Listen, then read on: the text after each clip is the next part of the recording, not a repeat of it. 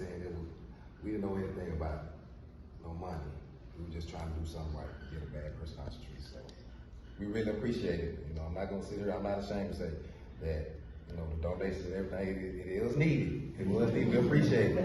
But it was never about that. And so we just happy to do something positive. Yes, sir. You know, get a bad person off the street, that dangerous person.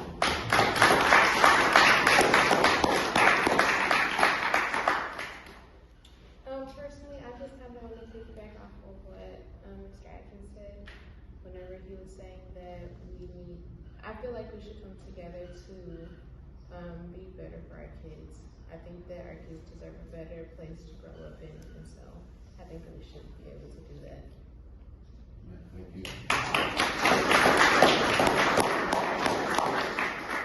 Anything else for David Dean? So David, let me ask you this, sir. How did that make you feel when you were contacted by folks who said, we know what you were hindered by state law, we want to step in? Well, I thank them for that.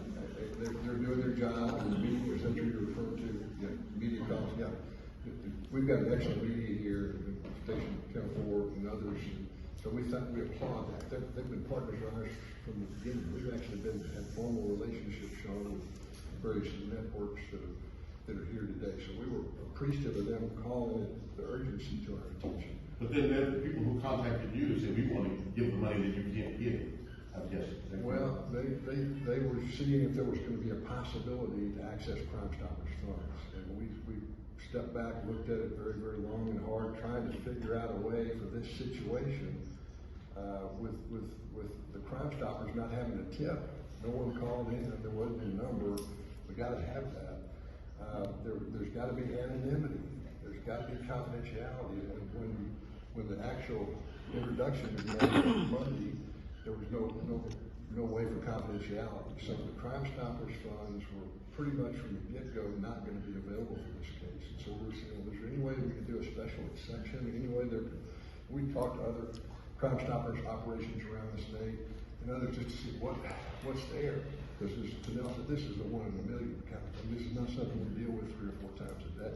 But then you had good people step up. That we had good people, anonymous people step up who were familiar with all this. And they weren't casting aspersions at DPS or the Crime Stoppers or the Jordans or any of us. They just said, hey, this is a celebration. This is a situation to celebrate. We will make the donation available confidentially, anonymously through the North Texas Crime Commission. We don't want Crime Stoppers funds or North Texas Crime Commission funds to be used, so we'll bring it forward. So that occurred, and those funds were tendered to the Jordans last week in the vehicle with cashier's check for them. But doesn't this Well, it makes me feel fantastic, just quite frankly, Sean, as it did having these gentlemen that we didn't even know about come forward to Channel 4, Channel 8, and I hope it's happened other times, and I hope it will continue.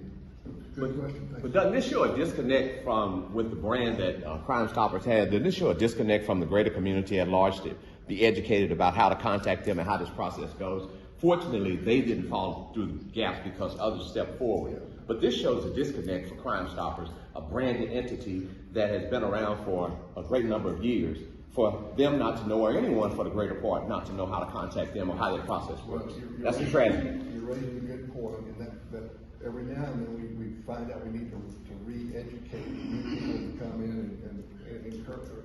We all need, from time to time, need to be reminded of the processes and procedures. Hey, if you want to access these funds, here's what you got to do.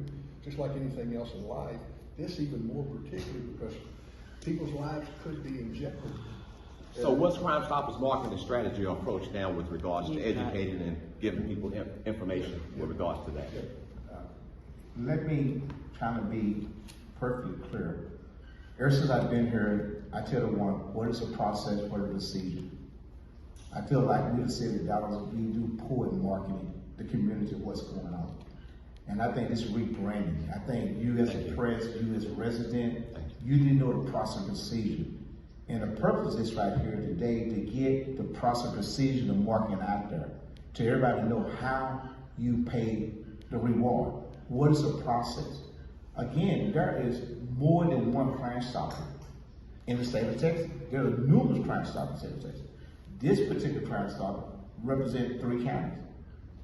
Just 3 counties. You know, they got other Crime Stoppers represent other counties. So we got to find how they all merge into. So it's up to the press, you know, up to the media to educate, and up to us, with me as a policymaker, saying, I want to let everybody know what is the procedure.